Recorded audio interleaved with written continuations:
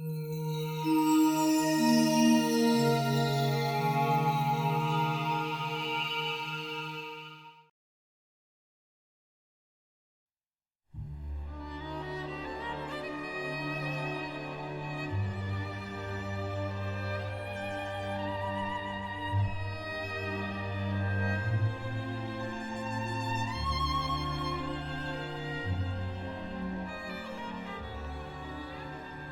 was born in 1928, the youngest of 7.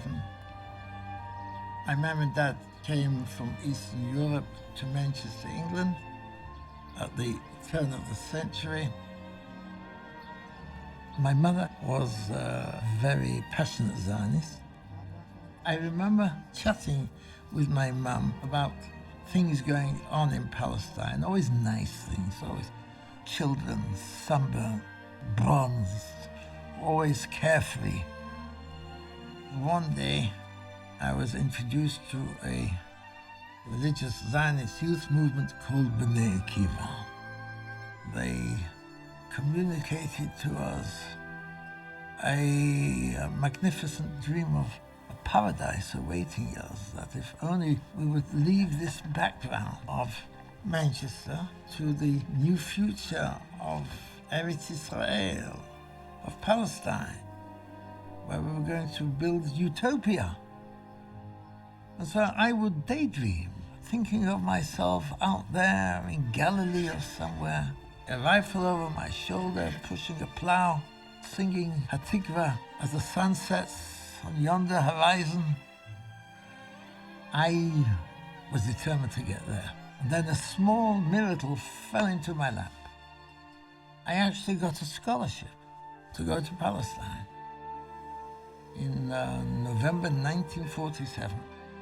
I found myself at the railway station in Manchester bidding farewell to a loving family, a most loving family. Sitting on the train and hearing the most exciting sounds that a young fellow can ever hear. And that's the puff, puff, puff of the train leaving the station into an unknown, but the unknown was so exciting. I never could have imagined as that young boy of 17 where that unknown was going to take me over the next 4 decades, that I would not only witness, but also participate in some of the greatest events, not just of Israel's history, but which also impacted the world's history as well.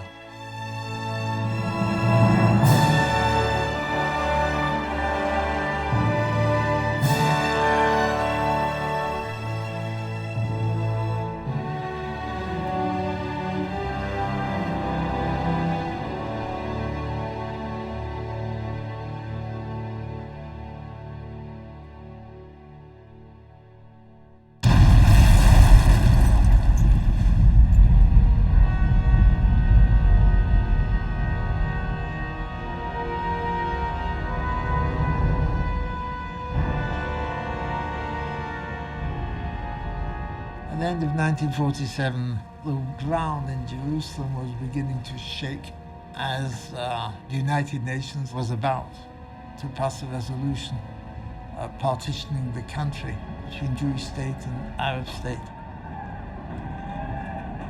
What had begun as demonstrations and riots within a matter of weeks after my arrival became the actual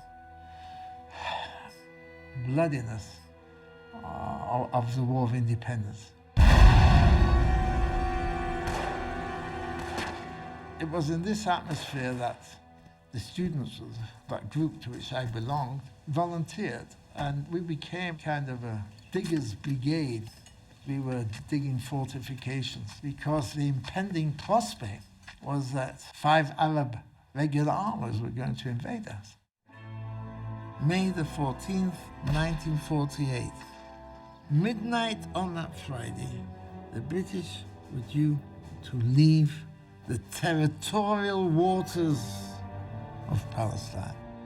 My bucket brigade, some 25 of us, on a location overlooking Ein Karim, among our group, there was a fellow called Leopold Mahler, a violinist, grandnephew of the composer Gustav Mahler. He had been leader of the second violin section of the Berlin Philharmonic Orchestra. World War II, final solution, Auschwitz, that's where he ended up. And there he played with the Auschwitz Orchestra. This is where he was allowed to keep his violin, in the death camp. And wherever he went, he took his violin. Everything that he said, it was expressive of melancholy. We, our group, were very, very sensitive about Mahler's fingers. Where we were, we had no field intelligence, we had no telephone, we had no radio, we had no idea what was happening. And our commander, in order to protect Mahler and his fingers, told him, try and get away to get into town. Bring back hard information, what's happening. There we were in the trenches, some with rifles, some without rifles, waiting for an attack from Ein Kerem. In the midst of all this, out of the blackness of the sky, suddenly appears Mahler. So what's the news? And he says, Ben-Gurion did declare independence. The state is coming into being at midnight. The British have lowered all the Union Jacks. They've left the country. Mahler, what's the name of our state? And Mahler looks with a blank stare. He says, I don't know. I didn't think to ask. What do you mean you don't know? So somebody says, you know what? I bet it's going to be called Yehuda, Judea. King David's kingdom was called Judea. Nah, said another. It'll be called Zion, Zion. It's obvious. Zion. So I said, maybe they'll call it Israel, Israel. Whatever, who cares? Let's drink a l'chaim to our new state.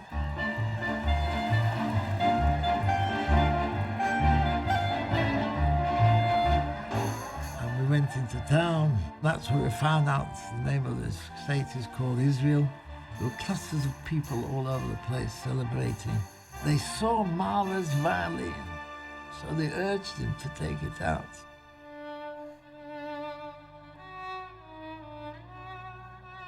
It was almost celestial, as he began, first of all, to play in very slow motion, Hava Nagila.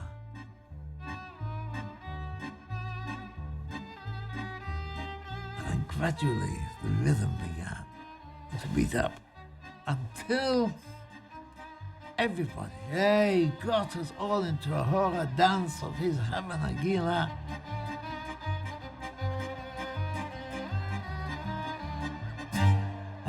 First time I saw a smile on his face and a glitter in his eye.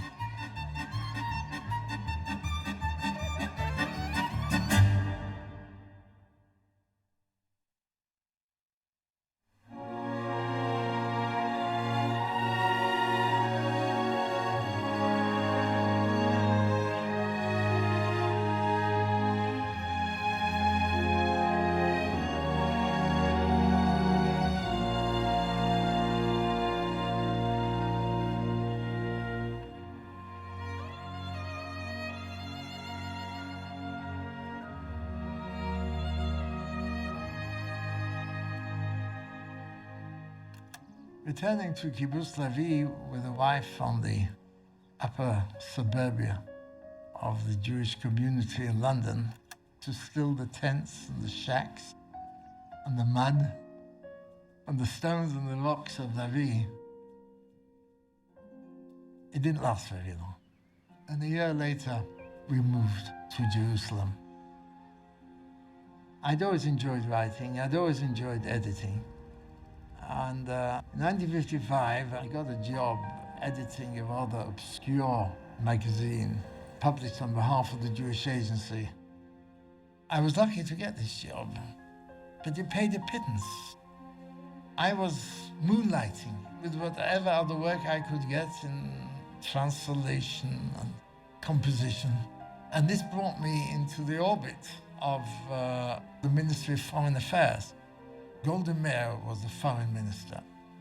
And she had embarked upon a very ambitious program of leapfrogging over our immediate Arab neighbors to establish ties of friendship with the African emerging states. And I was moonlighting, writing this propaganda material being to Africa.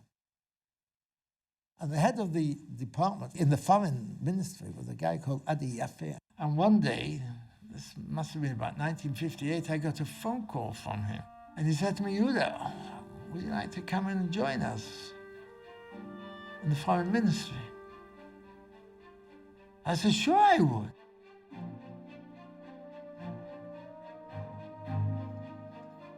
Came a day, and it was in 1963, when Aide was appointed as bureau chief of the then Prime Minister, Levi Eshkol. Yehuda, come. We need you here in the Prime Minister's Bureau for English speech writing, note-taking, and English correspondence. And that's how I began working in the Prime Minister's office.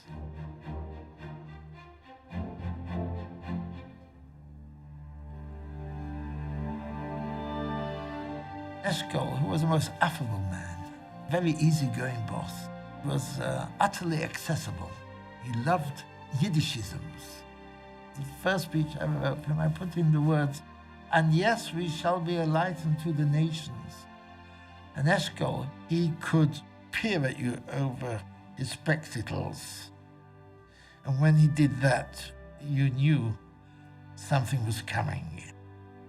He says, "Younger man, let's first of all be a light unto ourselves, and then we'll bother about being a light unto the nations." I am escorting to his car one day a policeman called Yankele. He was always the one who opened the Prime Minister's door.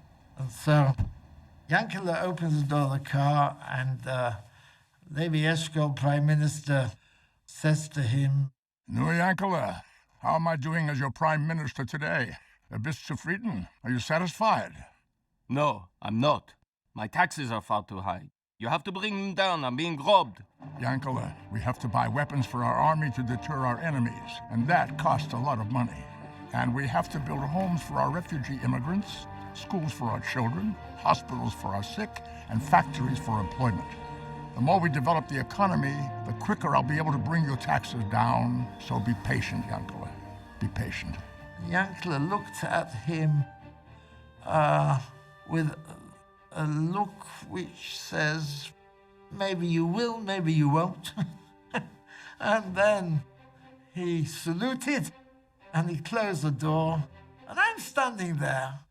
I'm wondering, what other Prime Minister in the world would ask a question like that of a police officer? And then listen to what he has to say, and then answer him, explain to him what he's trying to do. That was not only the nature of the man, it was the nature of our society at the time.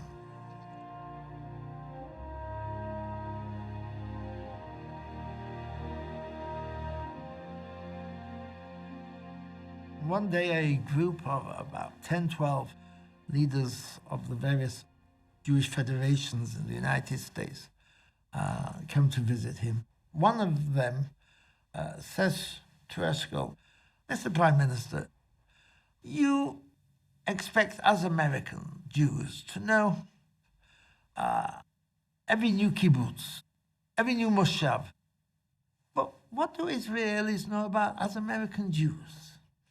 And then he turned to me and he said, "When was the last time, young man, you were in America?" And I looked, I said, "I've never been." "Aha," said the gentleman to the Prime Minister, "you see, you have a member of your own staff who doesn't even know what the American Jews look like." To which Eshkol said, "So why don't you invite him?" To which he said, "I shall." Now, it so happened that that very morning, I had put on the Prime Minister's desk a letter for his signature addressed to the former President Harry Truman. And this letter had been requested by the Hebrew University in Jerusalem, who were about to establish what they called an Institute for the Study of Peace. And they wanted it to be named after Harry Truman. And as he signed it, he asked this group, will Independence, Missouri be part of this tour you're arranging for Yehuda here? To which the leader of the group said, sure, we can do that. Eshkol then said to me, in that case, Yehuda, I want you to present this letter personally to President Truman. Mr. President, I cannot think of a better choice than you to bear the name of this important institution. The state of Israel will forever be grateful to you for your moral and courageous decision to assert the power and the prestige of the United States in your support of Israel's founding in 1948. And thus it was the day came when I found myself in Independence, Missouri, ringing the doorbell of a Victorian-style house. A maid opened the door, took me into a lounge which was full of memorabilia of his whole political life, including clearly from his days in the Oval Office. And there was a piano there, and on the piano was sheet music. And I know a bit about music, so I began studying the notes. It was called the Missouri Waltz.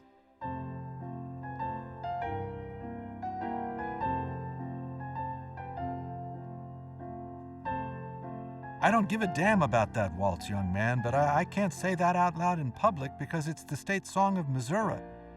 I turned around, and there in the doorway is President Harry Truman. He'd already read the letter. The maid had given it to him. Very kind of Prime Minister Eshkol to send you personally to deliver his letter, and kinder still to give me such credit for your nation's independence. But the man he really ought to be thanking is Eddie Jacobson, not me. Dear old Eddie, best friend a man could ever have. We went through some tough times together. World War I and then our haberdashery store, Truman and Jacobson, went bust during the Depression. There was never a sharp word between Eddie and me until one day, sometime in March '48, he came barging into my Oval Office unannounced. He said he wanted to talk to me about Palestine. Now, Eddie's Zionist friends had been badgering me nonstop, some of them in a very disrespectful way. They wanted me to engage America to stop Arab attacks on the Jews in Palestine, keep the British from supporting the Arabs, deploy American soldiers to do this, that, and the other. The fate of the Jewish victims of Hitlerism was a matter of deep personal concern to me. Hitler's war against the Jews was not just a Jewish problem, it was an American problem. I had been seized of the issue from the day I became president. And now things had reached a point where I wanted to let the whole Palestine partition matter run its course in the United Nations. That's where it belonged. I issued instructions that I didn't want to see any more Zionist spokesmen. So I put off seeing Dr. Chaim Weizmann. He had come to the States especially to see me, and Eddie was insistent that I see him right away. Because of that, we had words. I had a statue of Andrew Jackson in my Oval Office. Jackson is my lifelong hero. When Eddie confronted me that day, he waved to the statue and said, "Your hero is Andrew Jackson. I have a hero too. He's the greatest Jew alive. I'm talking about Chaim Weizmann. He's an old man and he's traveled thousands of miles to see you, and now you're putting him off. This isn't like you, Harry." And I remember looking back at Eddie standing there and my saying to him, "You bald-headed SOB, you win. I'll see him." Dr. Weizmann and I talked for about an hour. He was a man of remarkable achievements and personality. He put it to me that the choice for his people was between statehood and extermination. It was then I assured him that I would support Jewish statehood. And with that, I told him that I'm about to go home to my son's bar mitzvah, and he instructed his maid to bring out his 2-volume memoirs. And he dedicated one volume to me. I said, since it's my son's bar mitzvah, do you mind dedicating the other one to my son? And he said, sure. And then as he escorted me to his door, he said, now, how did Eddie used to say congratulations, mazel something? I said, tov. He said, yeah, that's right, mazel tov. And he shook me by the hand.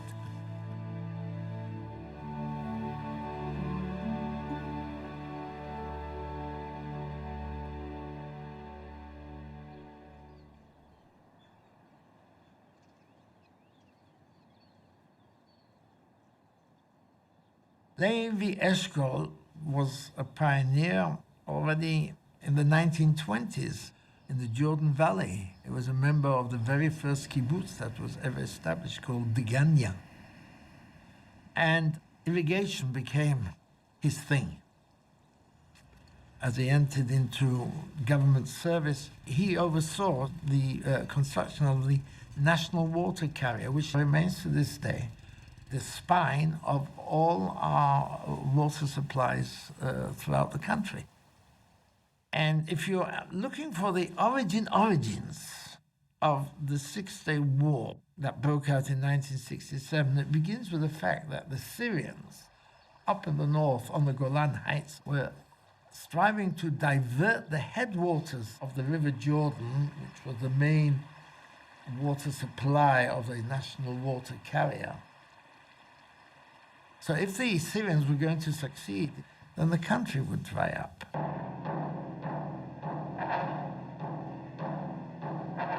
Trouble and death in the Middle East.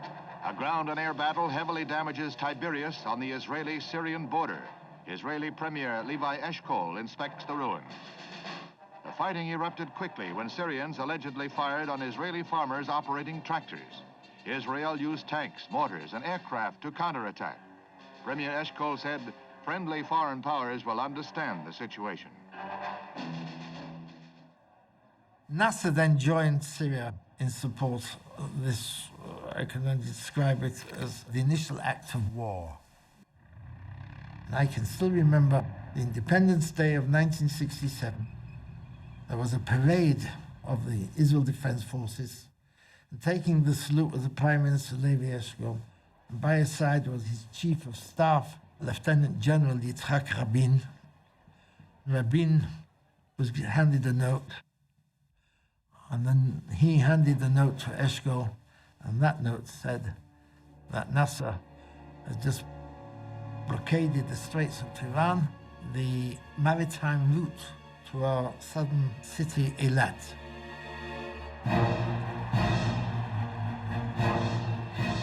Abdul Nasser began to mobilize the whole of the Arab world. Then the rhetoric began to escalate. And what began as threats against Israel ended up with in every Arab capital, throw the Jews into the sea. President Johnson is telling us, restraint, do not fire the first shot. I am going to put together an international flotilla that is going to make its way through the Straits of Tiran and thereby break the Egyptian blockade. And all the time, Eshkol was restraining his military, insisting that we have to give America a chance to do what Lyndon Johnson said he's going to try and do. But the army were telling him that we don't have the time, that they are going to attack any minute. And a week went by, and 2 weeks went by, and Lyndon Johnson simply couldn't deliver. And the mood in the country became totally demoralized.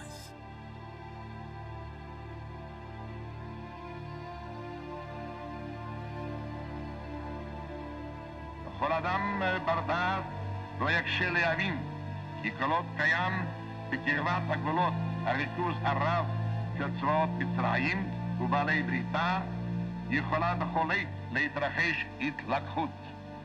לפיכך צה"ל יעמוד מגויס, אכן על משקו, נכון לכל מבחן ולעת הכרח כוחו עמו להכריע את תוקפיו.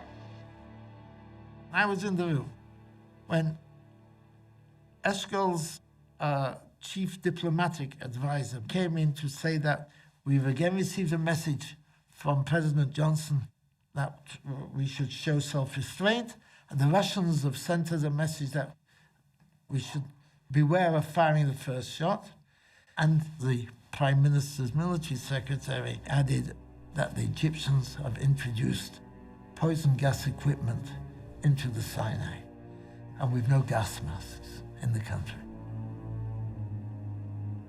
And then Eshkol said that our foreign minister, Iban, is shortly to meet with President Johnson in the White House, so I want to speak to him immediately. Now, the relationship between Prime Minister Eshkol and Foreign Minister Iban was not one of total mutual admiration. I remember Eshkol once saying, Iban never knows to make the right decision, only the right speech. Blit wird sich gießen wie Wasser. Blood will spill like water. Ich darf reden mit der gelernten Narr. I must speak to the learned fool. I have Eben on the line, Prime Minister. You hear me, Eben? I'm telling you to remind the president what he promised me, that the United States would stand by us if we were threatened. Tell him this is about to happen, with poison gas, too. The question is Israel's existence.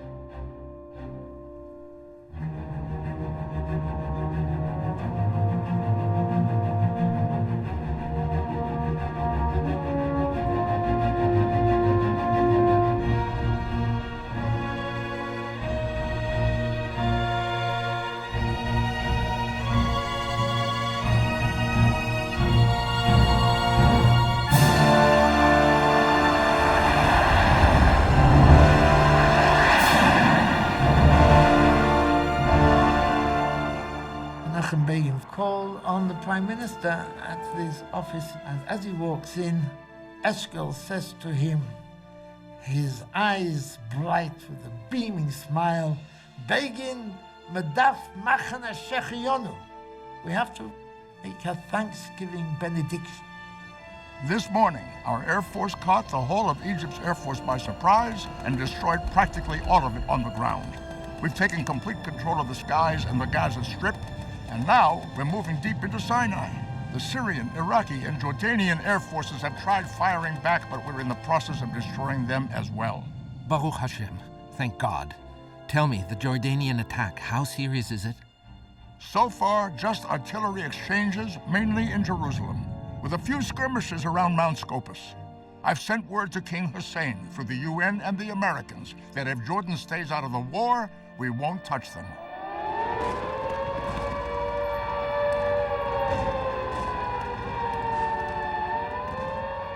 Begin had an enormous sense of Jewish history.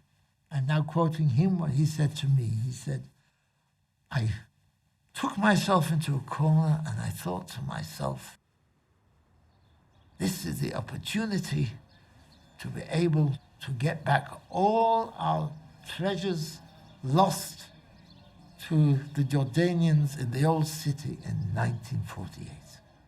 And he was joined by another man, the Minister of Labor, Yigal Allon, and he found in Yigal Allon, he found a kindred spirit. And they're standing in an anteroom, the two of them, sharing the reflections about this great historic opportunity to retrieve the old city. And Eshkol spies them through the half-open door. And he says, No? Tell me what you two are hatching. Jerusalem. Begin and I want the old city of Jerusalem. Das ist a Gedanke. That is an interesting idea.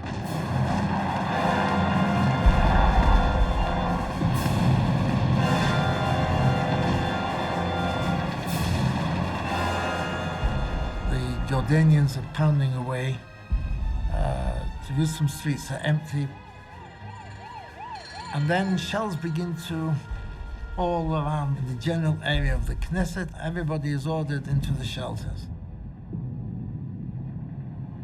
One of the lower floors of the Knesset serves as a shelter. And there you've got members of parliament and you have got senior officials all sitting there on benches.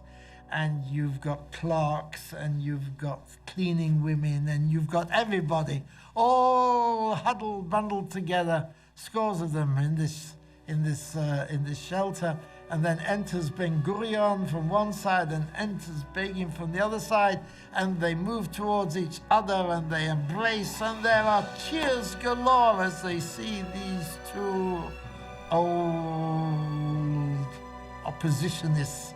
I can tell you there's never been such a moment of unity in the history of the Jewish state as at that moment, as Jerusalem was being shelled in the Six-Day War. And Begin all the time is thinking, old city, how do we capture it? We have to capture the old city. And Begin runs out, and there he accosts the Prime Minister and takes him to a corner and asks for an immediate meeting of the cabinet. And Eshkol agrees. And Begin makes a pitch, supported by Alon, for the immediate occupation of the old city. One person who's not there is Minister of Defense Dayan. He's out in the field somewhere. And so Eshkol speaks on his behalf. Dayan has serious reservations about this. He believes that entering into the old city will involve house-to-house fighting, and that could be costly. And there's a chance it will cause damage to the holy places of the other faiths, and that will bring the whole world crashing down on our heads. Dayan thinks it would be sufficient simply to surround the old city. It would then fall to us like a ripe fruit. I disagree. Unless and until Jewish feet are deep inside the old city and on the Temple Mount, Jerusalem will remain forever divided. We have to occupy it physically. Gentlemen, the Jordanian army is all but smashed, and our own army is at the city's gates. Our soldiers are almost in sight of the Western Wall. How can we tell them not to reach it? We have in our hands a gift of history. Future generations will never forgive us if we do not seize it. Order, please. I've made a decision. In view of the situation created in Jerusalem by King Hussein's refusal to heed our warnings, an opportunity has been created to capture the old city. If it comes to it, I'll overrule Dayan. In the meantime, a brigade of the parachutists had been ordered from the south, where they had been engaged, to come to Jerusalem. Begin was staying at the King David Hotel. He couldn't sleep, and he kept the radio on all the time. And at the 4 o'clock broadcast, he heard the news that the Security Council was about to pass a ceasefire resolution. Begin immediately phoned the Prime Minister. Forgive me for disturbing your sleep, Prime Minister. We have no time left. I propose the army be ordered to enter the old city forthwith, before it's too late. Eshkol authorized Begin to contact Dayan to obtain his approval, and it was decided that at 7 o'clock the following morning there'd be an emergency meeting of the cabinet for the immediate entry into the old city.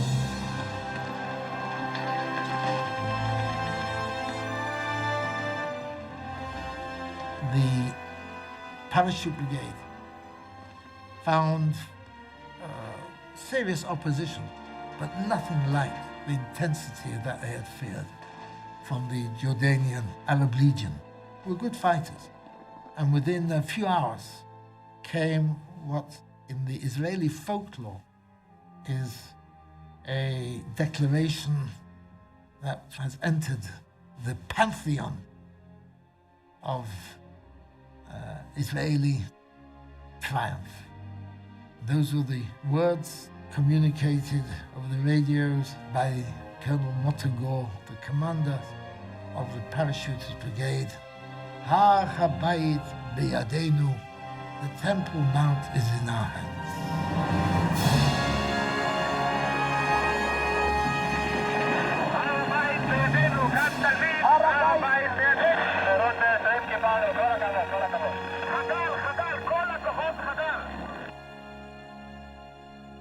I had been instructed meantime to fly to the United Nations, to be at hand for Abba Eban, who was then addressing the Security Council. But I wouldn't leave without first of all seeing the Western Wall. I knew the chief army spokesman in Jerusalem, and through his good officers, a military jeep took me through Lions Gate. And inside was pandemonium. Soldiers of every stripe and of every rank were rushing through the alleyways to see the Western Wall, just a touch. And I was privileged to look at it. I couldn't get anywhere near it before I flew off to the UN.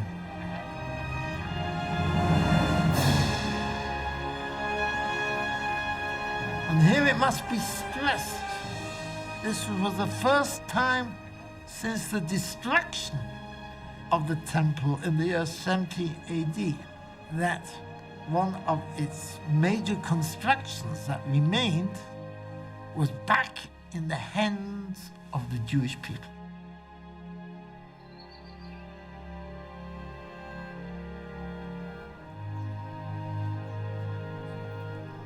Would the old city have been a priority within the confines of the Battle of Jerusalem had it not been for Begin? It was this sense of history and mission, the mission that it inspired. And he spelled it out in the cabinet meeting.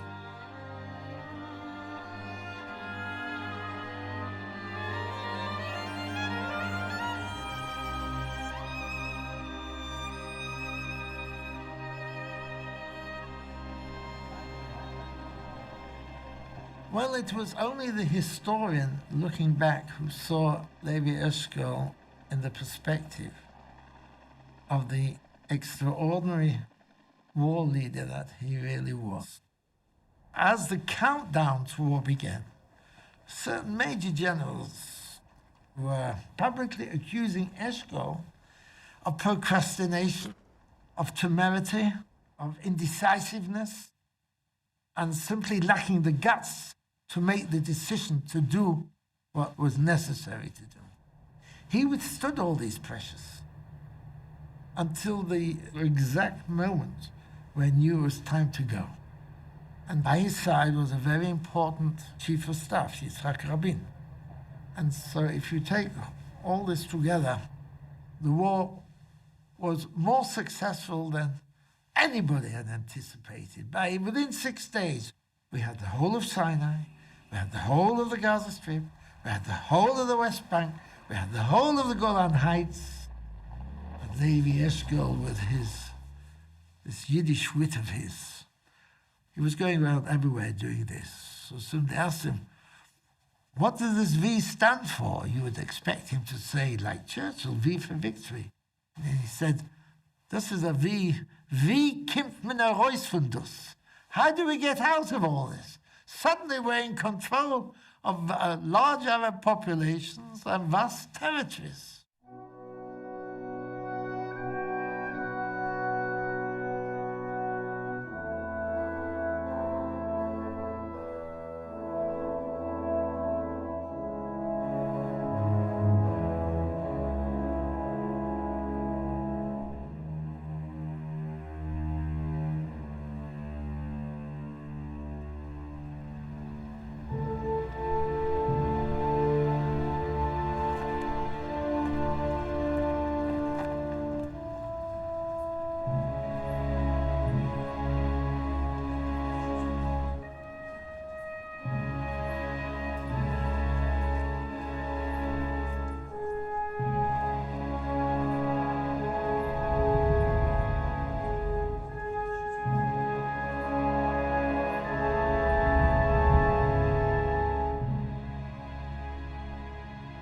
Immediately after the defeat of the Arabs, the Soviet Union began replenishing the Arab arsenals.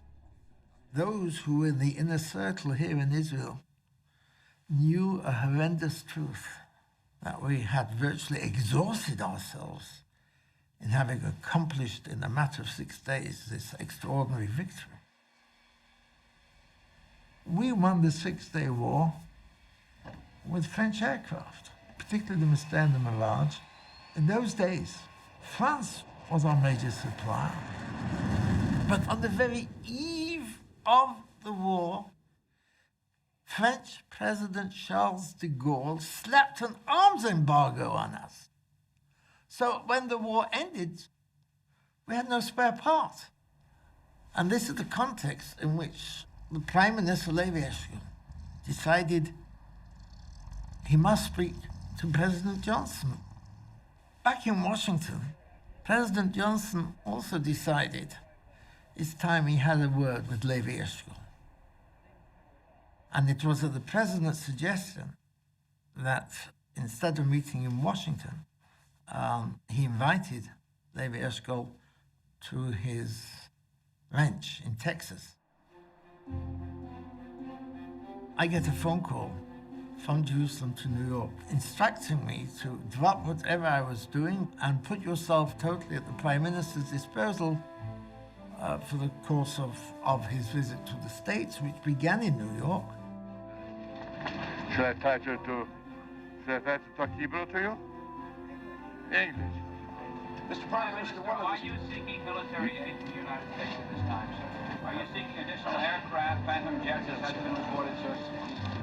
May we ask? I wouldn't like to discuss details till after I'll meet the president.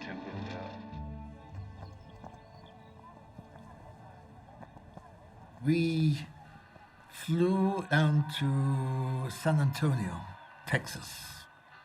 There, the president was waiting with virtually the whole of the Jewish community of San Antonio. And then we transferred into the president's private executive jet. And there we flew to his ranch. When we descended from the plane, there was a big car driven by the foreman of the ranch. Lots of howdies as we were introduced to him and so on.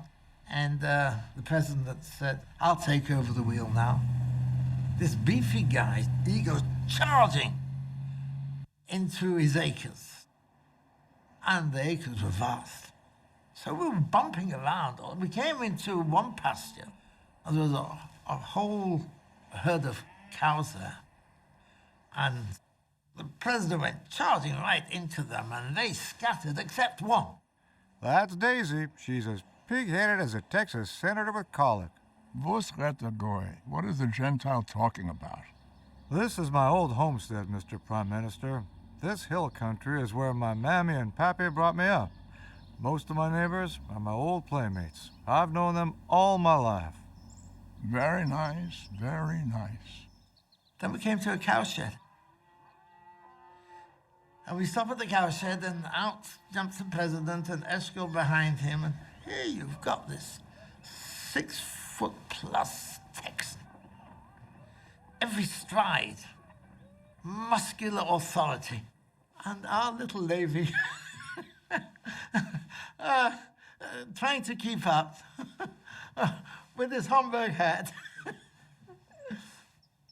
And so the president and the prime minister walked into the cowshed. And there was this cow, which is just carved, all slithery, on rockety, match-like feet, next to its mum, and something amazing happened. He, Eshkol, was an old kibbutznik. He'd worked in the cowshed as well. And so he crouched down to feel the muscles of this calf. And the president crouched down with him. And they were doing it with an intense exchange, discussion between them. And that coalesced a relationship even more. Now we come to the next day when the talks began. The talks took place in the president's den. There were deep leather furniture and overstuffed cushions where you just sat down and then you went down and down and down. The president on a rocking chair, up there, up. And in order to communicate with him, you had to sit at the very edge of the couch. I mean, I can just see Eshkol now and his team. And the talks began. The heart of my mission is how to create peace in the Middle East at a time when the Syrian and Egyptian armies are being rebuilt at a menacing rate under Soviet guidance, so fast that the Arab leaders are contemplating renewed war. In a word, Mr. President, we presently do not have the minimum means to defend ourselves. So what are you asking for exactly? Spell it out. I'm asking for your F-4 Phantom jets. Without those Phantoms, we will be deprived of our minimum security. We need 50 Phantoms as rapidly as possible. 50? Within 2 years, our Arab neighbors will have 900 to 1,000 aircraft. So it's an either-or situation. Either the United States provides us with the arms we need, or you leave us to our fate. If I leave here empty-handed, the Arabs will know that it was not only the French who said no to us, but the Americans too. Mr. President, Israel is pleading for your help. Planes won't radically change your realities. The big problem is how 2.5 million Jews can live in a sea of Arabs. When Dean Rusk, his Secretary of State, spoke, and the essence of his remarks were, however many aircraft we supply, you're never going to be able to catch up with the Arabs and what the Russians are supplying to them. What kind of Israel do you want the Arabs to live with? What kind of Israel do you want the American people to support? Surely the answer to those questions is not to be found in military hardware. These are difficult remarks you're making, Mr. Secretary. All I can say to you now is that our victory blocked the Soviet Union from taking over the Middle East, and that surely is an American interest. As for the kind of Israel the Arabs can live with and the American people can support, the only answer I can give you is an Israel whose map will be different from the one on the eve of the Six-Day War. How different? When Dean Rusk again began pressing this point, the president scribbled a note to him. Dean, go slow on this thing. How do I know? Because when the meeting broke up, that note was still on the table and I slipped it into my pocket and I've got it to this day.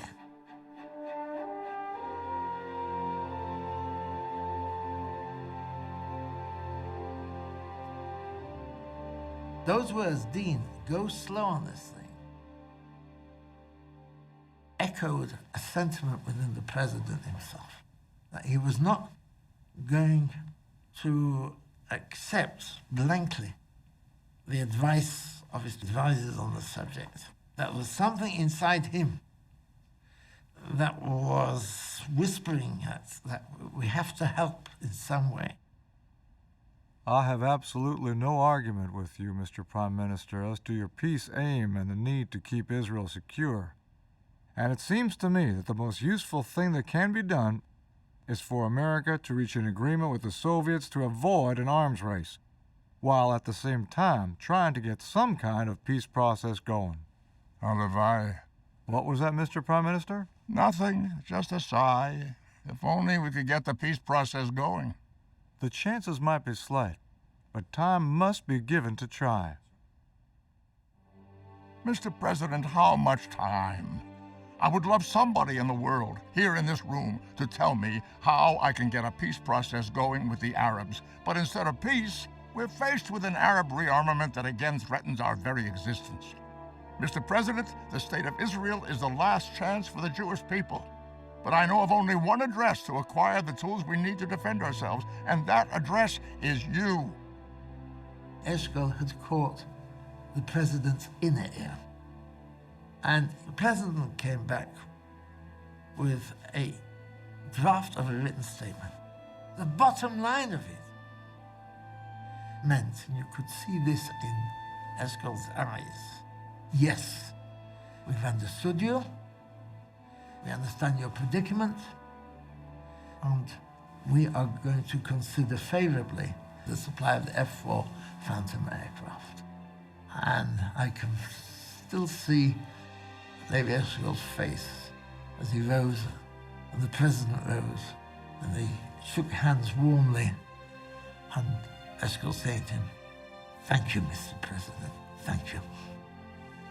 And indeed, it was a historic turning point.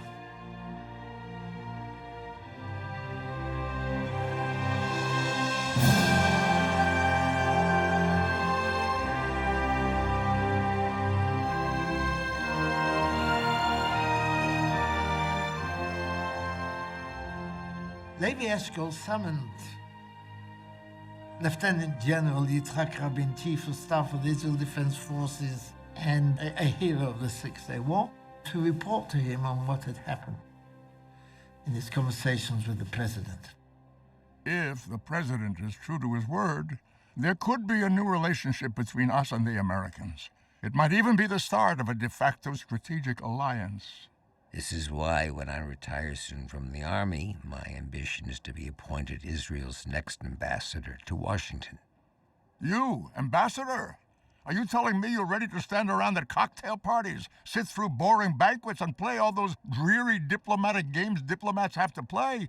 Believe me, Yitzhak, you're no diplomat. He knew who he was talking to, because Rabin had no small talk. If he had a sense of humor at all, he rarely showed it. He was shy to a fault. If somebody would say to him, "How are you?" he was capable of clamping up and considering that an acceptable intrusion into his privacy. The reason I want Washington is because strengthening our links with the United States is going to be our biggest political challenge in the years ahead. Here is an area where I can make a contribution. I'll have to think about it, and of course, I'll need to discuss this with Abba Eben. As foreign minister, he'll have to approve the appointment. Oh, I'm sure he'll have reservations. He's not one of my greatest fans, and the feeling is mutual. Abba Eben invited Rabin for a conversation on the subject. As Rabin later told me that a conversation with Abba Eben is invariably a soliloquy. Well, he does the talking and you do the listening. But nevertheless, he got the appointment. I was sitting at my desk at our consulate in New York. I was responsible for political information and dealing with the media, when my telephone rings and there is a deep baritone. Yehuda, Shalom, Medaber Yitzhak Rabin. Yitzhak Rabin talking. And here is now this voice asking me to join him in Washington because he said with some embarrassment over the telephone, we were of course speaking Hebrew, that his English left much to be desired. So there I found myself in Washington at our embassy, and I asked him, knowing that he'd just arrived, what do you plan to do? What are your goals here in Washington? He stood up, walked to the window, hands in his pockets, stared out of the window,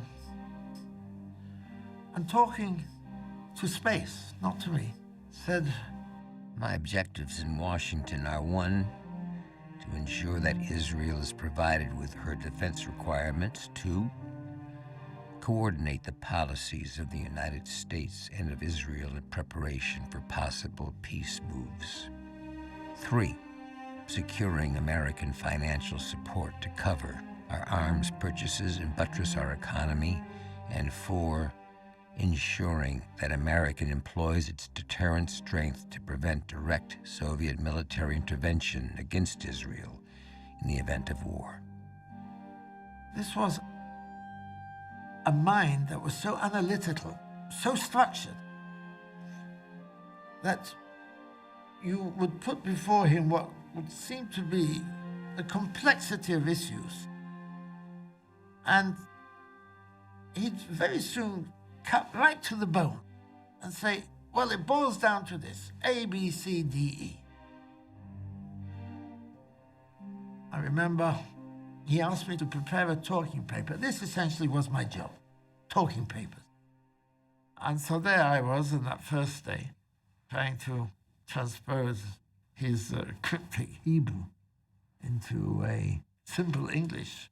And so by the time I'd finished, he'd gone home, and he'd left instructions I should deliver it to his home. He was in the middle of dinner with 2 guests, were old pals of Rabin for the Palmach. And that was the first time I set eyes on Leah Rabin, a striking attractive woman. It was all very jolly. And she, Leah Rabin, as well. She was part of this, what they call the chevra, this crowd. And after the cold, formal experience I'd had with him a few hours beforehand in the embassy, it was astonishing. It was a totally different person. And I realized I was in the presence of a special breed, the Sabra, the born of the soil of Israel, their lives totally dedicated to the defense of Israel. They tease us, calling each other by the most ridiculous nicknames. All of them had an aversion to collars and ties. And I realized then that this is the one arena in which Rabin can totally relax and be himself.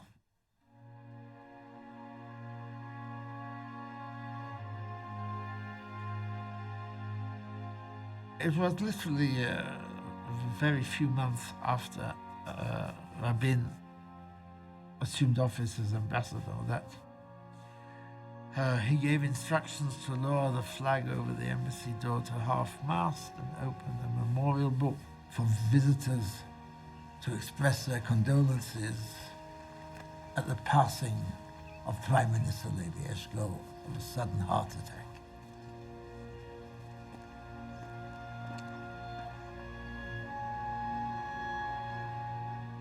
Back in Tel Aviv, the Central Committee of the Mapai Labour Party met to vote for Levi Eshkol's successor. In those days, there were no primaries. The decisions of who would serve as what were made in smoke-filled rooms by the leaders of the various parties. And in this instance, Golda Meir was chosen as the next Prime Minister. When a few hundred hands rise all together in support of the motion, she looked around her, first wondering who they were voting for. She realized it was her. And she put her hands over her face, half bent, and she began to cry. And she was later to tell me, when in one of those rare intimate moments, I said, "Golda, why did you cry?" And she said, "I suddenly realized the life and death burden of responsibility that had been thrust on my shoulders." Mrs. Meir, maybe we just ask you how you feel today, please. Just right now, how do you feel? I feel terrible because I know that I'm may be called upon, of course, Parliament decides, take upon myself a very awful responsibility. I'll try with my colleagues in the cabinet to do the best we can. Thank you very much indeed.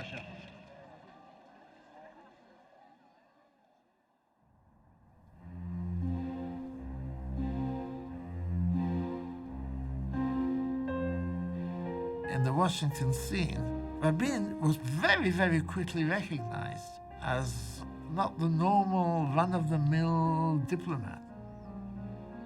The political echelon was curious about him because they knew he had a direct line to the decision makers in Jerusalem on the very highest level. After he came to the attention of the senior echelons of the Nixon administration, some extraordinary things happened. On one occasion, Rabin was invited by Dr. Henry Kissinger, who was President Nixon's head of the National Security Council, to the White House. Kissinger said to Rabin that President Nixon would like to meet you and shake you by the hand. And there in the room was President Nixon, and he says to him, "I know these are difficult times. I appreciate the problems you're facing, and I understand that you have to safeguard your national interests. And and I would just like to shake you by the hand, and it's been a pleasure meeting you. And that was it. Eban was livid. Eben complained that Rabin has got no notion of diplomacy, in the sense that he recognizes no hierarchy. Rabin, it's true, behaved in a fashion as if he was sharing ministerial responsibility, and Golda was not disabusing him of this, and neither was Nixon. Because at the previous meeting between Golda and Nixon, they had agreed that the communications between them would be direct, facilitated through Kissinger and Rabin, and Eben didn't like it. I think Rabin overdid it with respect to Eben. Eben was a patriot. He was a man of high culture. He was a scholar of Oriental studies. He was an excellent foreign minister as a spokesman of Israel. And as the voice of Israel, he was adored by the Jewish communities abroad. He was admired by governments. However, to the earthy, nitty-gritty,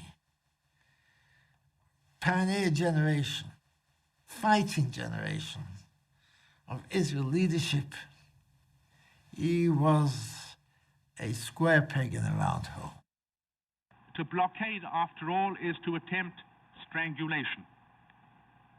And sovereign states are entitled not to have their trade strangled. To understand how the state of Israel felt, one merely has to look around this table and imagine a foreign power, for example, forcibly closing New York or Montreal or Boston or Marseille or Toulon or Copenhagen or Rio or Tokyo or Bombay Harbor. How would your governments react? What would you do? How long would you wait? He did have a vocabulary that could be rather verbose at times.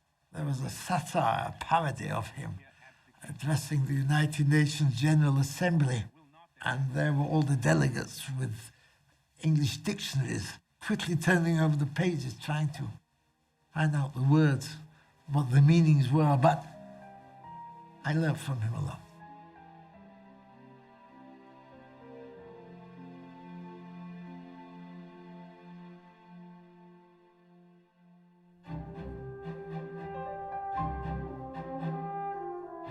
Rabin's tour of duty as ambassador was remarkable. He had gained entree to every senior level in Washington, D.C. He had a reputation second to none, and in December of 1972, Newsweek had declared him to be the Ambassador of the Year. Why did it do so? We were a small embassy in Washington, 22 an R, a ramshackle building, really. But thanks to Rabin, it had enormous prestige.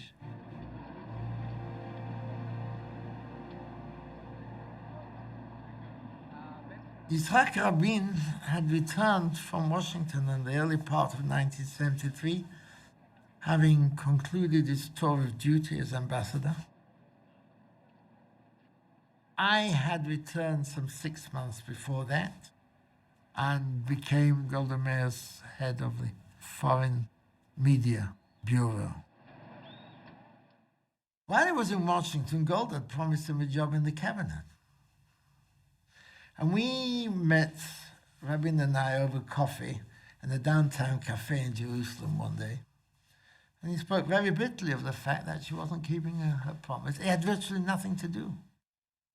3 times. 3 different party big shots have promised me a cabinet position, but nothing has come of any one of them. It seems that if I want to go into politics, I'll have to do it the hard way, doing my own campaigning, and not rely on Golda Meir's promises.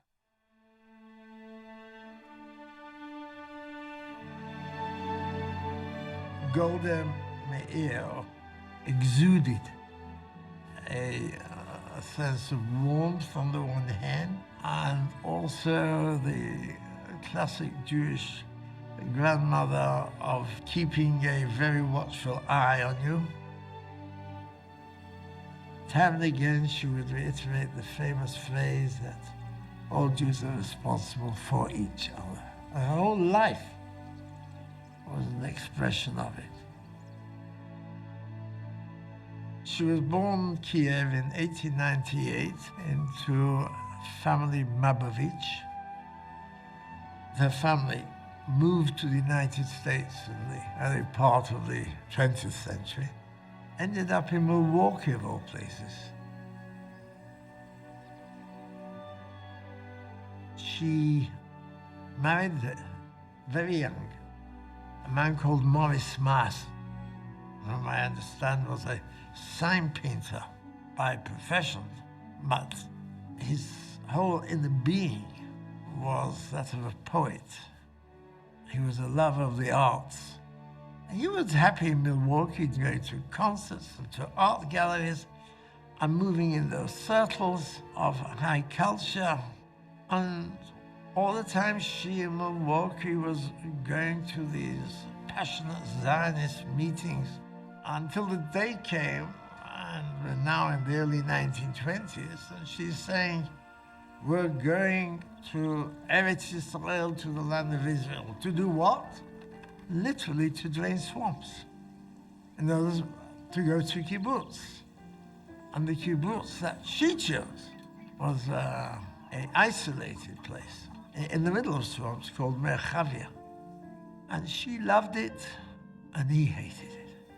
And so while Golda thrived in the rustic, simple life of a pioneer, all that Morris could do was to look at his blistered hands and say to himself, what am I doing here? Golda regretfully said, all right, we'll leave. And she tore herself away from the kibbutz life. She would wax lyrical in later years about how the kibbutz of the 1920s were the happiest years of her life. And so they moved to Tel Aviv. Subsequently, they separated. She threw thrust herself into the political work of the Labour Party. There was Golda Meir, rubbing shoulders with the top leadership led by David Ben-Gurion. It was one of the very first tasks as she rose in the leadership of the Labour Zionist movement was in 1938. In order to deal with the ever-expanding flow of refugees from Germany, President Roosevelt convened a World Conference in Evian, France, to decide upon allocating the numbers that each country would accept. And it is one of the badges of shame of human history that with all the highfalutin diplomatic vernacular, nobody accepted any of the Jewish refugees. And who was there as an observer on behalf of the Jewish community then in Eretz Israel was Golda Meir. On the very eve of independence, desperate situation, Ben-Gurion dispatched Golda Meir on a very unusual mission to dress herself up as an Arab woman, to cross the lines, to go to Jordan's capital, Amman, to meet with the king of Jordan, Abdullah, and to negotiate with him that in this war that was impending with the other Arab states, that he should stay out of it. And truth to tell, she received a fair listening from King Abdullah. But when it came to the crunch, he joined in the war. Very few people thought that we were going to survive. There's one thing to declare independence, there's another thing to defend that independence. And we hardly had the means to do so. So one of the first things that Ben Gurion did was to call in Golda and said, Golda, for God's sake, get on a plane and go to America as fast as you can and collect money. We've no money to buy weaponry. And so Golda went to America. And she brought back some unbelievable sum, like a few $1 million. She was the natural person to be asked to go off to countries far and wide. And she developed into an orator in English. She developed a style which was at once simple, but because it was simple, it was all the more compelling. She became the face of Israel to hundreds and hundreds of thousands of Jews across the world, and not least in the United States. Israel was created not for the purpose of winning wars. Israel was created to safeguard the life of the entire Jewish people. Israel was created so that every Jew knows that he can come home when he has to or when he wants to.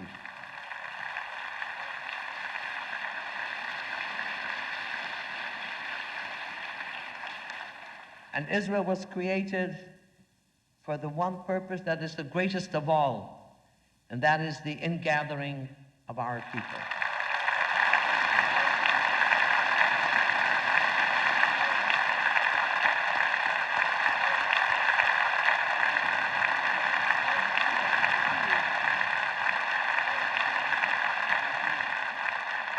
She proved herself time and again as a person who could bite the bullet, and she's a person who could give orders. There were some situations that would have broken lesser people. During her watch, with her declarative insistence for all the world to hear, I will not negotiate with terrorists. Children were being held hostage in a school that had been captured by the terrorists in northern Israel. She wouldn't negotiate with them. There was a time of Sabina aircraft, a Belgian aircraft that was hijacked and landed in Ben Gurion. And she wouldn't negotiate with them. She believed with all her heart that the moment you start surrendering to terrorists, there's no end to it.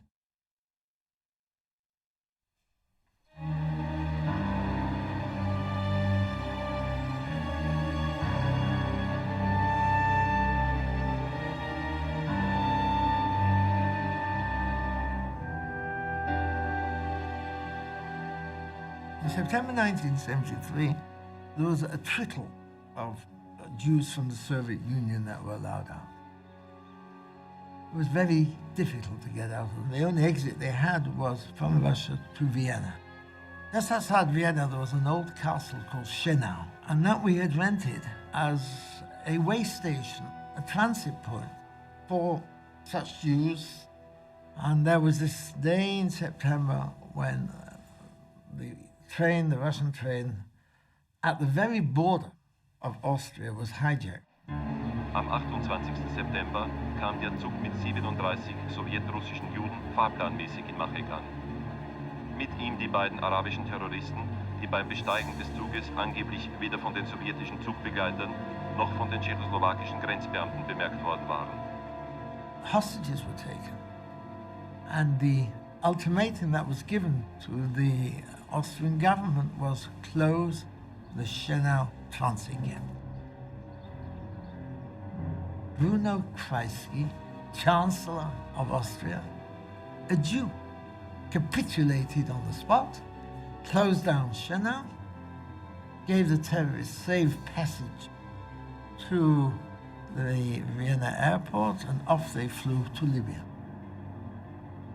Now, Golda Meir heard this just before she was about to board a plane to Strasbourg, where she had been invited to address the Council of Europe. Now, protocol required that Golda Meir read from a written speech, and it was my task to write the speech. And to my astonishment, disappointment, even horror, Golda is invited to the podium, carrying her speech, and in an almost theatrical fashion, places the speech to one side and says, "You will forgive me if I break from protocol and speak in an impromptu fashion. I say this in light of what has occurred in Austria during the last few days. Since the Arab terrorists have failed in their ghastly efforts to wreak havoc in Israel, they have increasingly taken their atrocities against Israel and Jewish targets into Europe. European governments have no alternative but to decide what they are going to do. To each one that upholds the rule of law, I suggest there is only but one answer: no deals with terrorists. What happened in Vienna is that a democratic government came to an agreement with terrorists. In doing so, it brought shame upon itself. Oh, what a victory for terrorism this is."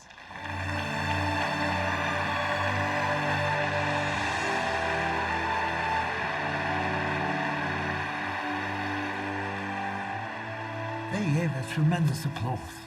And in the course of it, she slipped a note to her chief aide to the effect that she wants to fly from here to Vienna to confront Bruno Kreisky on the spot.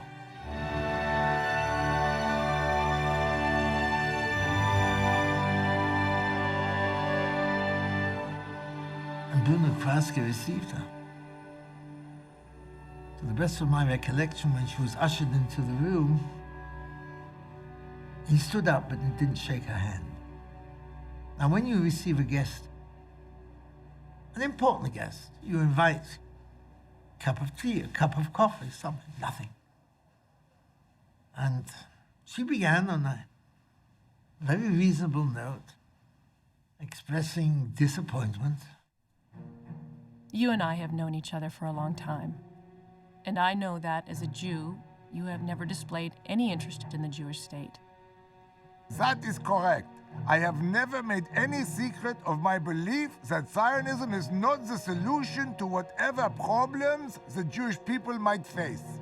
Which is all the more reason why we are grateful to your government for all that it has done to enable thousands of Jews to transit through Austria from the Soviet Union to Israel. But the Shuno transit camp has been a problem for us for a long time. It has always been an obvious terrorist target. Herr Kreisky, if you close down Schonau, it will never end. Wherever Jews gather in Europe for transit to Israel, they will be held to ransom by terrorists. Mrs. Mayor, it is Austria's humanitarian duty to aid refugees from whatever country they come from. But not when it puts Austria at risk. I shall never be responsible for any bloodshed on the soil of Austria. You have opened the door to terrorism, Herr Chancellor. You have brought renewed shame on Austria.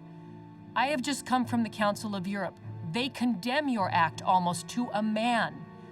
Only the Arab world proclaims you their hero. Well, there is nothing I can do about that.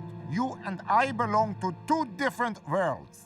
Indeed we do, Mr. Kreisky. You and I belong to two very, very different worlds. And then she got up. And he said to her, well, the press is waiting in the next room. They expect us to give a joint press conference. So would you like to follow me? She said, no. I don't want to stand with you in the press conference. I'm going home.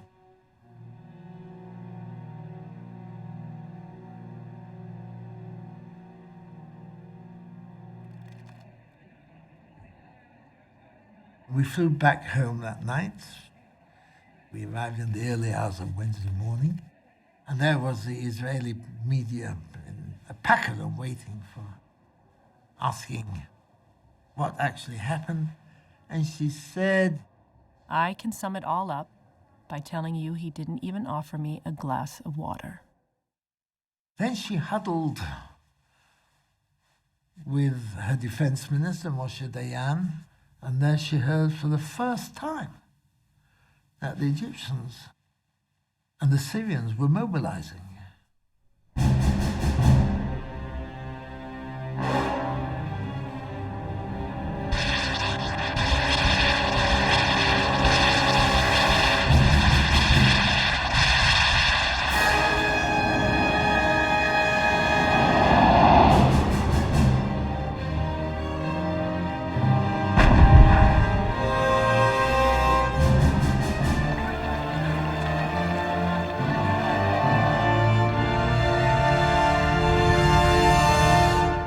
The agreement was that the area on both sides adjacent to the canal would be a separate zone in which no weaponry would be allowed.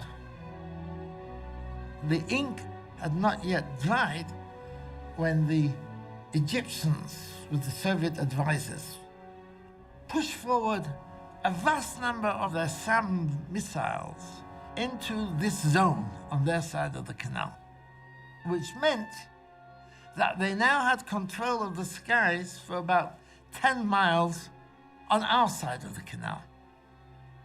And this is precisely what they wanted. That is to create a strategic situation whereby, if at any time they wanted to cross the canal in an offensive against us, they would have cleared the skies of Israeli aircraft. And this is what happened in the Yom Kippur War. And our military intelligence has got it all wrong. Abdel Nasser, the acknowledged leader of the Arab world, dies. And his successor is Anwar Sadat. He was not on our intelligence radar screen. Suddenly, we began to see on our television this tall, gaunt, seemingly humorless man who had a penchant for rather extravagant uniforms. Part of the failure of our military intelligence was this perception that we had of the man, and this perception was reinforced by year after year. He was threatening to crush the Zionist enemy. And I recall conversations among our senior folk almost laughing at him, because every year passed, nothing happened.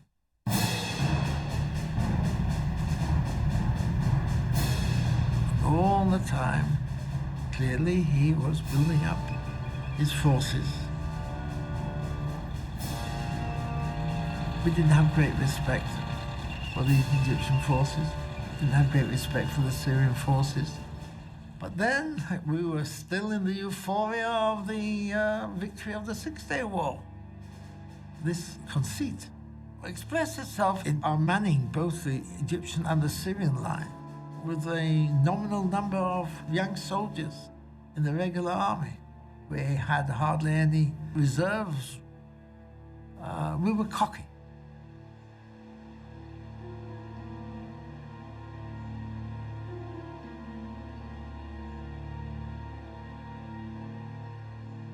In synagogues around the country, the mid-morning prayers of Yom Kippur reached a certain climax with the recitation of that dirge, who shall live and who shall die.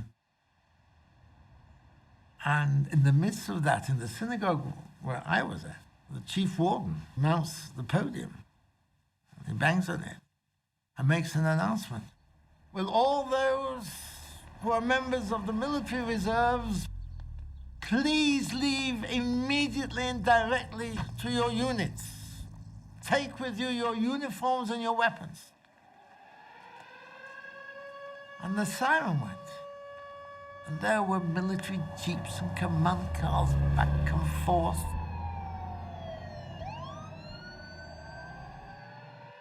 When I say that we were taken by surprise, I can verily say to this day that the nightmare of every defense minister of Israel and every chief of staff of Israel is the recollection of the Yom Kippur War.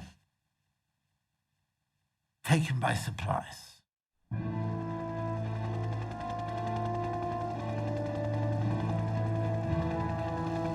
מיד תוך שעה פתחנו וניהלנו אש עם הכוחות הסוריים, עם מאות טנקים סוריים. נלחמנו בלי הפסק בעשרות שעות, כ-40 שעות.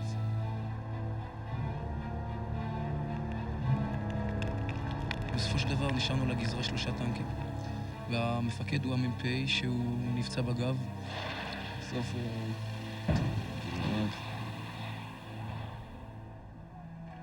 The carnage of those initial few days, as a couple of hundred tanks were facing a couple of thousand enemy tanks on both fronts.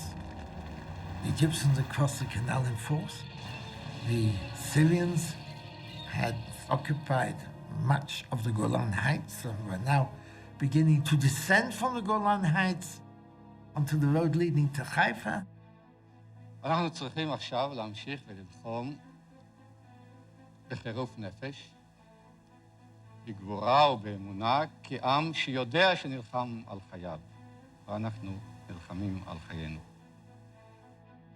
This was the most perilous moment in the history of Israel. When Golda Meir, Prime Minister, and Moshe Dayan, Defense Minister, they viewed the scene, there was fear, if not despair. We're now into the 7th, 8th day of the war. It's Sukkot, the Festival of Tabernacles. Massive armored battles were taking place in Sinai. The Syrian front was beginning to galvanize. Syrian soldiers began to throw away their equipment, their uniforms. And we were now well on the road to Damascus.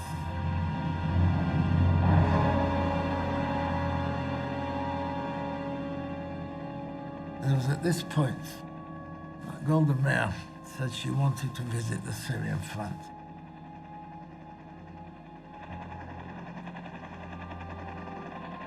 There we looked out on what had been the battlefield of a couple of days earlier, where our troops had finally stopped the Syrian advance. The carnage, the stench of death, the whole debris of terrible, terrible battle was there in front of us in a valley that came to be dubbed the Vale of Tears. The bodies were still lying there. And that's what Golda wanted to see with her own eyes. And there was this surrealistic scene of this old woman who knew absolutely nothing about warfare, suddenly becoming a war leader. As she observed this scene, her face became terribly craggy. And then she turned and she saw an amazing sight. It was the festival of Sukkot. About 30 yards away was a troop carrier with a hatch of palm leaves. In other words, it was a mobile sukkah. And standing in that strange sukkah were about a dozen men wearing prayer shawls, talitot, praying, their backs to her. And she said to Dayan, I want to speak to those men. So we approached. They didn't see him. And she just stood there watching. Suddenly they see her. And they freeze. And she greets them, Chag Sameach, Good Yom Tov. and she starts asking who they are. They were reservists, so she found herself speaking to an accountant, to a few lawyers, to a few falafel vendors. Ours is a citizen army. And she asked them about the battle, about the casualties. Now, is there anyone who would like to ask me something? I have a question. My father was killed in the War of 48 and we won. My uncle was killed in the War of 56 and we won. My brother lost an arm in the 67 war and we won. Last week, I lost my best friend up here and we're going to win. But is all the sacrifice worthwhile, Golda? What's the use of our sacrifice if we can't win the peace? I weep for your loss, just as I grieve for all our dead. And I must tell you, were our sacrifices for ourselves alone, then perhaps you would be right. But if our sacrifices are for the sake of the whole Jewish people, then I believe with all my heart that any price is worthwhile. Let me tell you a story. In 1948, I arrived in Moscow as Israel's first ambassador to the Soviet Union. The state of Israel was brand new. Stalinism was at its height. Stalin had proclaimed war against Judaism. He declared Zionism a crime. The first Shabbat after I'd presented my credentials, my embassy staff joined me for services at the Moscow Great Synagogue. It was practically empty, but the news of our arrival in Moscow spread quickly, so that when we went a second time, close to 50,000 people were waiting for us. Old people and teenagers, even men in officer uniforms of the Red Army.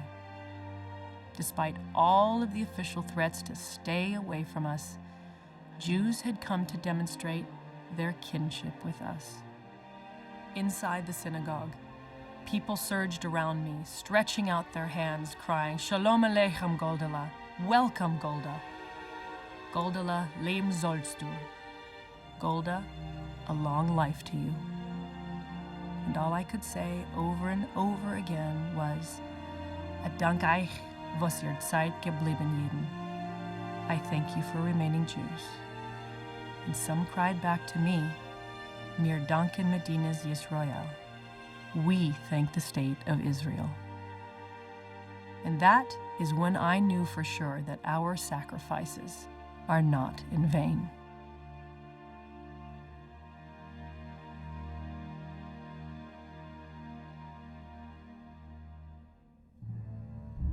After they returned to the military headquarters in Tel Aviv, Moshe Dayan said to Golda words to the effect that we can't go on like this. What we saw up north on the Golan Heights confirms my fears that the hostilities are going to continue for an extended period, and the attrition is enormous. Unless our stocks are speedily replenished, we won't be left with sufficient arms to defend ourselves. Are you saying that we'll ultimately have to surrender to the Syrians and the Egyptians for lack of arms? What I'm saying is that if our stocks are not replenished at a much faster rate, we may well have to pull back to shorter, more defensible lines, particularly in Sinai. Moshe, one way or another, I will get you your weapons. Your job is to bring us to victory. Mine is to give you the means to do so. And Golda said, I have no choice, but we have to persuade Kissinger, who was Secretary of State, and Nixon was President, that they must replenish the equipment immediately. And if necessary, I'll go myself. And then she said, get me Simcha, which was Simcha Dinitz, who was now our ambassador in Washington.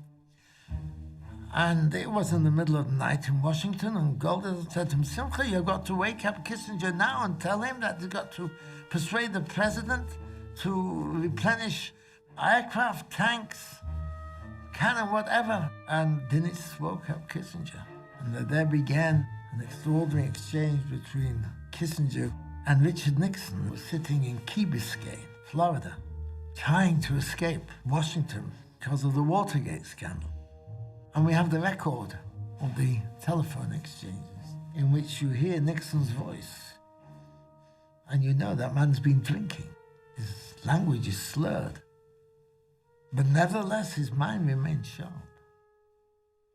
They came to a decision. Nixon was the very first to articulate it. That is simply not a matter between Israel and the Arabs. It's a matter between the United States and the Soviet Union. And therefore, we can't let Israel go under. And therefore, very quickly, the idea began to gel, and the decision was made to mount a massive airlift of equipment to Israel. It was Nixon who said, use our Galaxies, and they began landing at Ben Gurion Airport every quarter of an hour, non-stop. The Galaxy is the largest cargo aircraft in the world. You can put tanks in there, you can put fighter aircraft in there. And the president at one point says, what the hell, if we're sending 5, let's send 50. And then more than 50 was sent.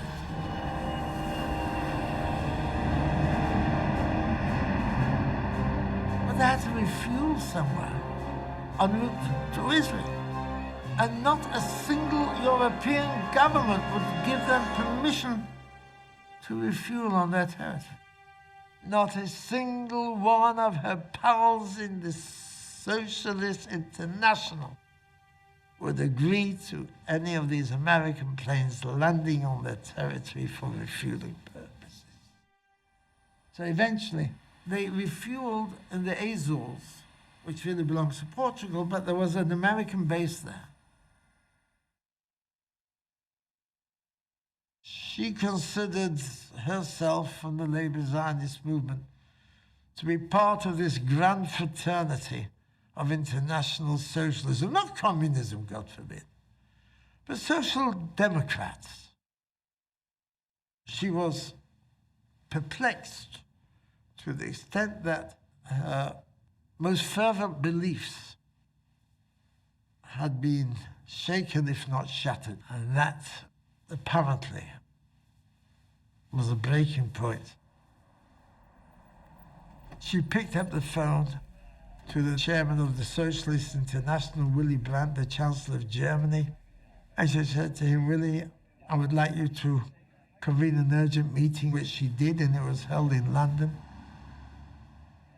Golda made a speech, which, in its few sentence paraphrase, asked them, friends, we were at a stage of utter desperation. What would have happened if President Nixon had said, I'm sorry, but I've nowhere to land the planes to refuel, therefore we can't help you? And that question lay hovering in the air in the hall. And the chairman, Chancellor Brandt, said, is there anybody who would like to respond? Silence. And Golda looked straight ahead, and a voice behind her whispered into her ear, not one of them will say a thing because they're all choking on Arab oil.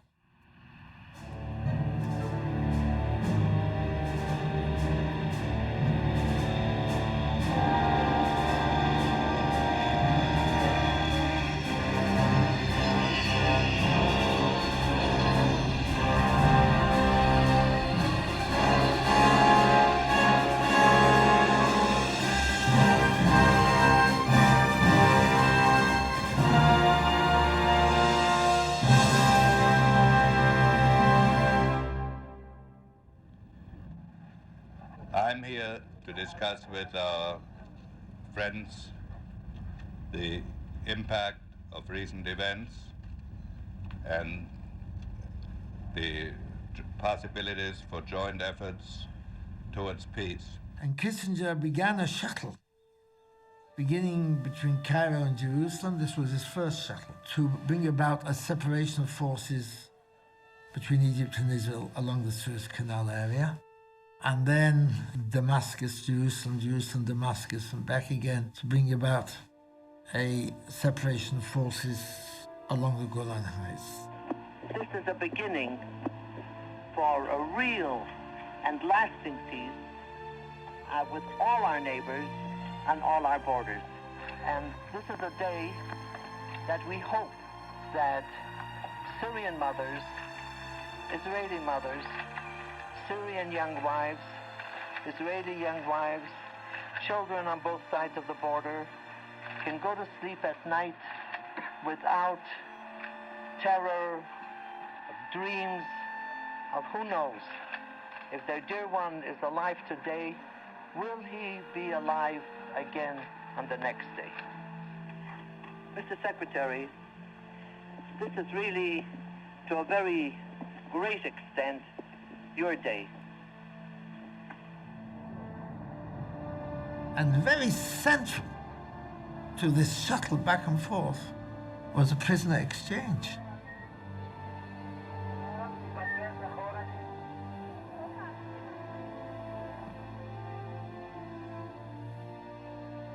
And when Kissinger, came back to report to Golda that he has completed the agreement on prisoner exchange, Golda showed Kissinger a talit, a very small prayer shawl, crocheted in blue and white by Israeli prisoners of war in the Egyptian jail. And this was a gift that they had sent her. There were moments, no more, at this stage of the game, where Jew was speaking to Jew, Kissinger and Golda. That was one such moment. Kissinger knew exactly what a talit was, and he fully appreciated the depth, the Jewish depth of that little item, which was a message from our prisoners of war in Egypt to Golda. We are strong. We're okay. And I was there when the very first contact was made in kilometer 101 between the head of the Israeli military intelligence and the head of the Egyptian military intelligence under the United Nations auspices, the two principals facing each other, and they shake each other's hand. And that handshake was the beginning of what matured into an actual peace process. After the 101 agreement was signed, Menachem Begin stood up in the Knesset, and as leader of the opposition castigated Prime Minister Golda Meir. The question every household in Israel is asking is, why was it that between Rosh Hashanah and Yom Kippur you did not mobilize the reserves and move our army forward? What prevented you, Madam Prime Minister, from taking this most elementary of precautionary measures? Why don't you just come out and openly admit to the nation that you made a mistake? Golda pretended she was immersed in her papers, sitting at the government bench whilst Begin was speaking, but every now and again she would look up with utter contempt. Mrs. Mayor, you know full well that a government which fails in a matter so fateful to the life of a nation inevitably loses the trust of the people. So I ask you, by what moral authority do you stay in office after being responsible for such a misfortune? I am compelled to say to you, not as a politician, not as a party member, but as a father and a grandfather, that I cannot depend on your government to ensure the future of my children and grandchildren. So with all the respect and the regard I hold for you, I have to say to you, please go now, right now. Go to the president and hand him your resignation. Begin, he was speaking for a lot of people in Israel. Shortly after that came new elections. And Golda won the election, albeit by a much smaller majority than before. But gradually, the release of soldiers began. And the more soldiers that were coming home to their normal jobs, the more the whispering began. And the whispering became a grumbling, and the grumbling became accusations. And one man mounted a demonstration in front of the Prime Minister's office. He just stood there. He was a reservist. And then another demobbed reservist stood next to him. And then another, and then another. Until the one became 20, and then 50, until you had hundreds just standing there demonstrating against Golda Meir in front of the Prime Minister's office. And these demonstrations spread to other cities as well. Eventually, an inquiry commission was established. It was called the Agranat Commission. It was Chief Justice Agranat, who was the president of our Supreme Court.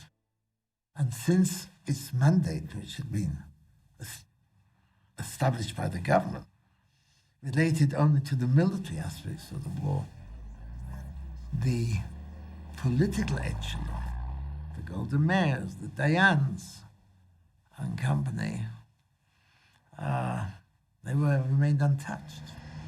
And this created a surge of anger among our people, which reached such a pitch, such a crescendo. There were such demonstrations that Golda resigned. And with her resignation, the whole government resigned.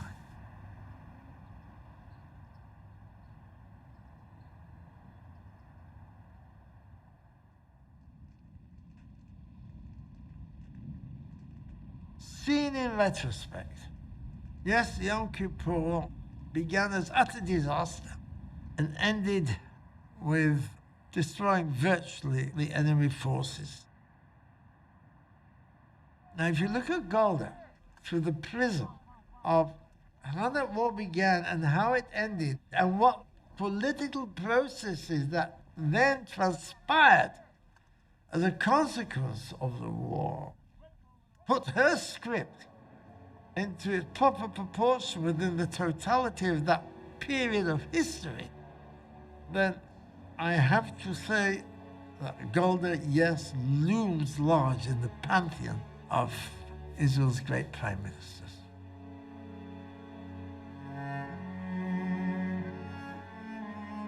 But Golda, she stepped out of office with enormous dignity. And she didn't just go into retirement. That was not Golda.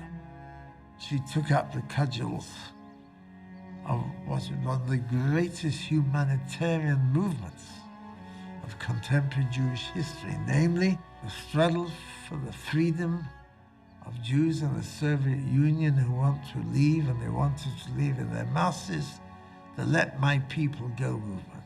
I believe the last occasion when the whole of the Jewish people came together in utter consensus in support of another diaspora Jewish community that was locked behind the Iron Wall.